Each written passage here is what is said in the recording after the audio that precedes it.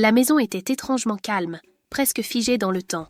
Les rideaux, tirés comme un voile pudique, laissaient à peine passer la lumière. Jean posa sa valise, écoutant le silence. Ce silence qui ne l'avait jamais accueilli ainsi. Quelque chose était différent, comme si la maison portait en elle un secret, un poids invisible mais écrasant. Marie l'attendait, debout dans l'ombre du salon. Elle ne souriait pas. Ses yeux, ces mêmes yeux qui autrefois illuminaient sa journée, semblaient voilés de quelque chose de sombre et impénétrable. Et lorsqu'elle parla enfin, sa voix était froide, coupante comme une lame. « Tu as passé un bon voyage, Jean ?» Aucun reproche explicite, mais assez pour que son cœur se serre. Jean chercha des indices, un détail, une explication à cette distance soudaine. Mais il n'y avait rien, rien d'autre que cette tension presque palpable qui semblait vouloir avaler la pièce tout entière. Il se dit qu'il ne voulait pas savoir, mais une partie de lui savait déjà. Cette nuit-là, tout allait changer. Il y a des vérités qu'on ne devrait jamais entendre, des vérités qui, une fois dévoilées, changent irrévocablement la façon dont on perçoit le monde. Et cette vérité-là, c'est Marie qui la portait, comme un fardeau qu'elle avait décidé de déposer, brutalement, sans avertissement. Sur la table, un écran allumé projetait des images que Jean ne pouvait croire. Des images qui semblaient irréelles, impossibles. Et pourtant, elles étaient là. Il détourna les yeux, mais le son, les rires étouffés, les soupirs, tout cela s'inscrivait dans son esprit, brûlant comme une marque indélébile. Marie parla, sa voix tremblante d'une colère froide. « C'était toi ou moi, Jean. Toi ou moi. » Et alors qu'il cherchait à comprendre, elle ajouta, presque avec un détachement glacial, « Je voulais que tu ressentes ce que c'est que de perdre tout ce qui compte, ce que c'est que de te sentir trahi. » Mais ce qu'elle ignorait encore, c'était que son acte, sa vengeance, était bâti sur un mensonge, et que ce mensonge, bientôt, ferait tout s'effondrer. La nuit était tombée, enveloppant la maison dans une obscurité lourde, presque oppressante. Jean, assis à la table, les mains tremblantes, fixait les preuves que Marie lui avait montrées. Mais plus il les regardait, plus elles semblaient imparfaites, comme un puzzle auquel il manquerait des pièces. Il leva les yeux vers elle, cherchant un signe, une ouverture dans cette muraille de ressentiment. « Et si c'était faux, Marie ? Et si tu avais tort ?» Sa question resta suspendue dans l'air, sans réponse immédiate, mais l'expression sur le visage de Marie changea légèrement. Pas assez pour admettre qu'elle doutait, mais juste assez pour montrer qu'elle n'était pas totalement sûre d'elle. Le doute s'insinuait, lentement mais sûrement, comme une fissure dans une façade autrefois solide. Et Jean, pour la première fois, vit une lueur d'espoir, aussi infime soit-elle, celle de prouver son innocence. La nuit tombait sur la ville, peignant le ciel d'une teinte d'encre épaisse. Jean rentrait chez lui, fatigué mais soulagé. Chaque retour d'un voyage d'affaires était une promesse. Retrouver Marie, retrouver ce refuge qu'ils avaient bâti ensemble. Pourtant, ce soir-là, une sensation étrange pesait sur lui, une intuition qu'il ne parvenait pas à nommer. Peut-être était-ce l'absence de son parfum habituel dans l'air lorsqu'il franchit la porte. Peut-être était-ce ce silence anormal, cette quiétude qui semblait contenir quelque chose d'inavoué. Il posa sa valise et balaya la pièce du regard. Rien n'était à sa place, mais tout semblait en ordre. Comme si le désordre n'était pas physique, mais émotionnel, profondément ancré dans les murs mêmes de leur maison. Marie était là, immobile dans le salon, une ombre dans une lumière tamisée. Il y avait dans sa posture quelque chose de rigide, de presque menaçant, et dans ses yeux une flamme qu'il ne reconnaissait pas. Jean sentit son estomac se nouer, mais il resta silencieux, figé dans une expectative qu'il ne pouvait expliquer. C'était le genre de moment où l'on sait, instinctivement, que tout va changer, où l'on devine, sans en comprendre encore les détails, que ce qui va suivre marquera un point de rupture. Et Jean, sans savoir pourquoi, se prépara intérieurement au pire, bien que le pire, à ce moment précis, lui semblait encore inconcevable. Il y a des vérités qui ne s'annoncent pas, des vérités qui s'abattent sur vous comme une tempête soudaine, sans avertissement. Marie, ce soir-là, avait choisi de parler, mais ce n'était pas une confession, ni une demande d'explication. Non, c'était une déclaration, brutale et inattaquable, portée par une douleur transformée en colère. Sur la table, un ordinateur ouvert projetait une lumière froide.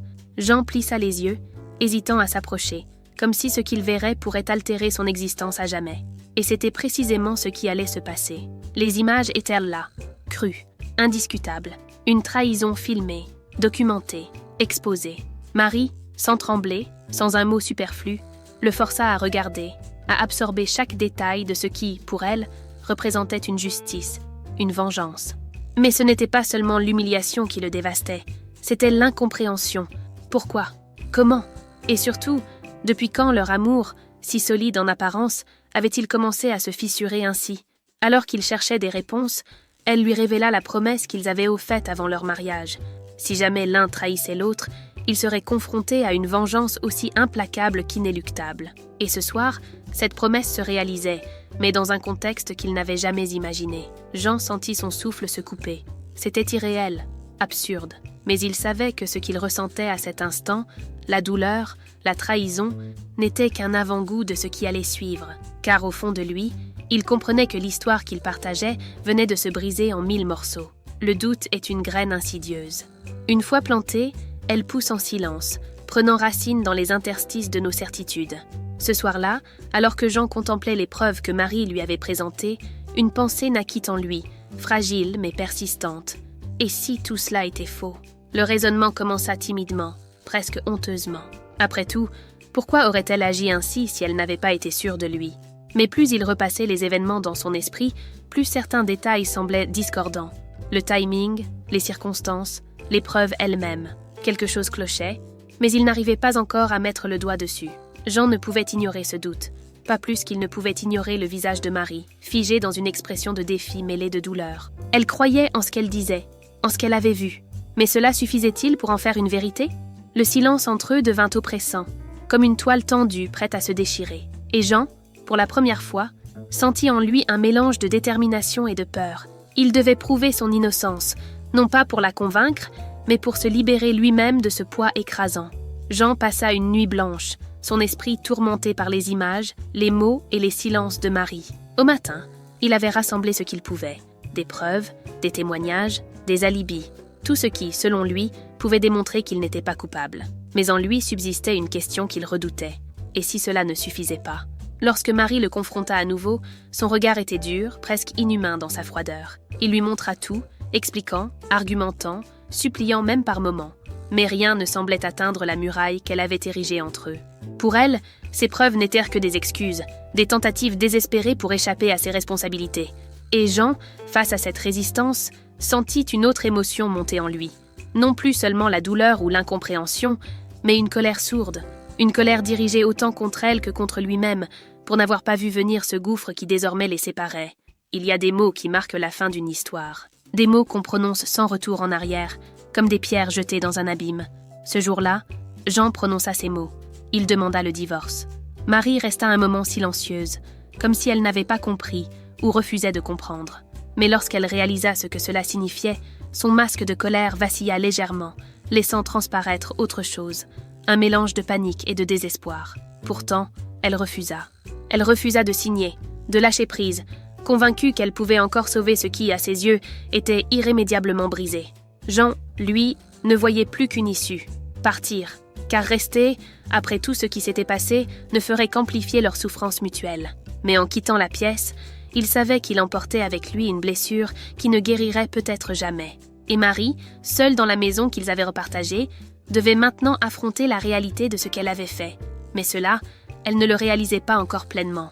La vengeance est une arme à double tranchant, et ce n'est qu'après avoir frappé que Marie commença à en sentir la morsure. Elle ne dormait plus. Chaque nuit, elle tournait en rond dans une maison devenue trop grande, trop vide. Son esprit était assiégé par des pensées contradictoires, la certitude d'avoir agi par justice et l'écho douloureux des paroles de Jean résonnant encore en elle. Mais plus que tout, c'était le silence qui la terrifiait, ce silence lourd de son absence. Alors elle prit une décision. Une décision qui semblait, à ses yeux, être sa seule chance de sauver ce qu'ils avaient détruit, la thérapie de couple. Une solution qu'elle aurait autrefois jugée ridicule, mais qui, désormais, ressemblait à un dernier espoir. Pourtant, cette décision était aussi un aveu, celui de ses propres doutes, de sa propre culpabilité. Mais elle ne le reconnaîtrait jamais ouvertement. Pas encore. Jean, de son côté, recevait cette proposition avec une froideur qu'elle n'avait jamais connue chez lui. La douleur l'avait transformée, durcie, presque déshumanisée. Et bien qu'elle s'accrochât à l'idée qu'il pourrait changer d'avis, chaque refus de sa part creusait un peu plus l'abîme entre eux. Marie ne voulait pas l'admettre, mais une part d'elle comprenait que leur histoire ne tenait plus qu'à un fil qu'elle avait elle-même fragilisé. Mais Jean n'était pas prêt à tourner la page, pas encore. La douleur de l'humiliation et le sentiment d'avoir été trahi le dévorèrent de l'intérieur. Et comme un poison lent, ses émotions s'infiltrèrent dans ses décisions, transformant sa colère en un plan méthodique, calculé. S'il ne pouvait retrouver son bonheur, il veillerait à ce que Marie ne puisse jamais retrouver le sien non plus. Il commença par la famille. Pierre, le père de Marie, et Anne, sa sœur, furent les premiers à connaître la vérité. Jean leur montra les preuves, non pas pour obtenir leur soutien, mais pour leur faire porter le poids de sa propre douleur. Et il réussit. Leur regard sur Marie changea presque immédiatement. Là où ils voyaient une fille, une sœur aimante, ils ne voyèrent plus qu'une femme capable de tout détruire par vengeance. Mais cette trahison familiale n'était qu'un avant-goût de ce qui allait suivre. La réaction de Marie fut à la hauteur du choc. Elle tenta de se défendre, de justifier ses actions, mais plus elle parlait, plus elle s'enfonçait dans un tourbillon de reproches et de malentendus. Ce qu'elle ne comprenait pas encore, c'était que Jean n'agissait plus par amour ou par espoir. Il n'était plus question pour lui de réparer quoi que ce soit. Il voulait détruire, tout simplement. Il y a des moments où la vengeance franchit une ligne, où elle devient quelque chose d'irréversible. Ce moment arriva pour Marie lorsque Jean décida d'envoyer la vidéo à son lieu de travail. Là où elle était respectée, admirée, elle devint en quelques heures un sujet de commérage, une figure de scandale. Et avec cela, son emploi, sa carrière, tout ce qu'elle avait construit avec tant de soin, s'effondra. Mais ce n'était pas tout. Marc, le mari de l'amant de Marie, apprit également la vérité. Là encore, ce fut Jean qui fit en sorte que cela se produise. Et Marc, tout aussi blessé, tout aussi enragé, choisit lui aussi de prendre une décision radicale. Il demanda le divorce, laissant l'amant de Marie seul face aux conséquences de ses actes. Pour Marie, la chute était vertigineuse. Chaque jour, elle perdait un peu plus. Son mari, sa famille, son travail, et maintenant même son statut social. Mais ce qu'elle ne voyait pas encore, c'était que ce processus n'était pas près de s'arrêter. Jean n'avait pas encore terminé. Quand tout s'effondre, ce n'est pas seulement le monde extérieur qui s'écroule. C'est aussi l'intérieur, ce noyau de confiance et d'identité que l'on porte en soi. Pour Marie, cet effondrement atteignit son paroxysme lorsqu'elle devint une paria, non seulement aux yeux de ses collègues, mais aussi de ses amis, de ses voisins, et même de son église. Jean avait veillé à cela. La vidéo était partout, un rappel constant de son acte, de son humiliation. Là où elle cherchait du soutien, elle ne trouvait que des regards fuyants, des silences embarrassés, des jugements à peine voilés. Le monde semblait s'être retourné contre elle, et pour la première fois, elle comprit ce que signifiait réellement être seule. Cette solitude était un miroir cruel, reflétant non seulement ses erreurs, mais aussi le vide qu'elle avait créé autour d'elle. Jean, quant à lui, observait tout cela avec une satisfaction glaciale. Ce n'était pas une joie ni une victoire, mais une forme de soulagement tordu. Il avait souffert, et maintenant, elle souffrait aussi. Mais à quel prix ? Car en détruisant la vie de Marie, il détruisait aussi ce qu'il restait de son propre cœur. Il existe un point de rupture, un moment où l'esprit cesse de lutter, où l'on accepte enfin l'inévitable. Pour Marie, ce moment arriva lorsqu'elle réalisa qu'il n'y avait plus rien à sauver. Sa demande de réconciliation, qu'elle avait portée avec une détermination désespérée, fut finalement retirée.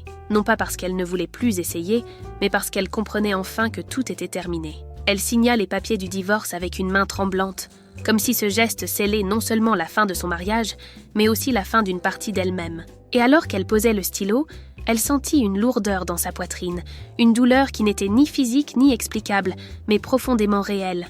Jean, lui, n'était pas là pour assister à ce moment, et c'était peut-être mieux ainsi, car s'il avait vu ce qu'elle ressentait réellement, peut-être aurait-il hésité, peut-être aurait-il compris que sa vengeance, si méthodique, si implacable, avait fini par les détruire tous les deux.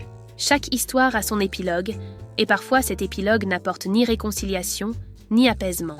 Jean et Marie, après des mois de silence ponctués d'éclats de vengeance et de regret, se retrouvèrent enfin face à face. Mais ce n'était pas une réunion, encore moins un moment de réconciliation. C'était une formalité, une signature, un acte administratif qui viendrait sceller une séparation bien plus profonde que celle d'un mariage. Dans le cabinet feutré de l'avocat, tout semblait lourd, comme si l'air lui-même portait le poids des erreurs, des douleurs, des choix qui avaient les conduits à cet instant. Marie, visiblement diminuée, portait sur ses épaules le fardeau de ses actions. Elle n'était plus cette femme fière, cette épouse sûre d'elle qui croyait maîtriser son destin.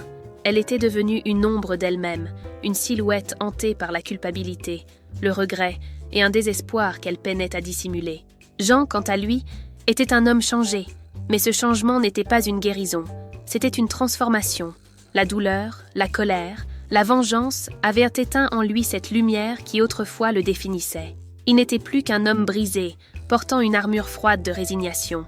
Et bien que son cœur ait voulu autrefois pardonner, il savait maintenant qu'il n'y avait plus de place pour cela. Pas ici, pas aujourd'hui. Marie essaya de parler, d'expliquer, peut-être de demander ce pardon qu'elle savait qu'il ne lui accorderait jamais. Mais les mots, si souvent insuffisants, semblaient cette fois-ci inutiles, car dans le regard de Jean, elle ne voyait pas seulement de la distance, mais un mur infranchissable, un mur qu'elle avait elle-même érigé brique après brique. Le pardon est une vertu louée par beaucoup, mais atteinte par peu. Jean savait ce qu'il ressentait. Ce n'était pas une haine active, pas une rage qui bouillonnait encore. C'était une absence, un vide laissé par la destruction de tout ce qu'il avait cru être vrai. Comment pardonner à quelqu'un qui, en cherchant à punir une faute inexistante, avait détruit l'amour, la confiance et l'espoir? Il la regardait, mais ce n'était plus Marie qu'il voyait. Ce n'était plus cette femme avec qui il avait rêvé d'un avenir, avec qui il avait construit une vie. C'était une étrangère, une figure tragique qu'il ne reconnaissait plus. Et cela le terrifiait autant que cela le libérait. Il comprenait enfin que la personne qu'il aimait n'existait plus, et peut-être n'avait-elle jamais vraiment existé. Marie, de son côté, s'efforçait de contenir ses émotions. Mais chaque mot de Jean, chaque regard détaché, chaque silence pesant, la transperçait comme un coup de poignard. Elle avait espéré, contre toute logique, qu'il puisse encore voir en elle quelque chose à sauver. Mais ce jour-là, elle comprit que cette porte s'était définitivement fermée. Le pardon qu'elle recherchait ne viendrait pas de lui, et peut-être pas d'elle-même non plus.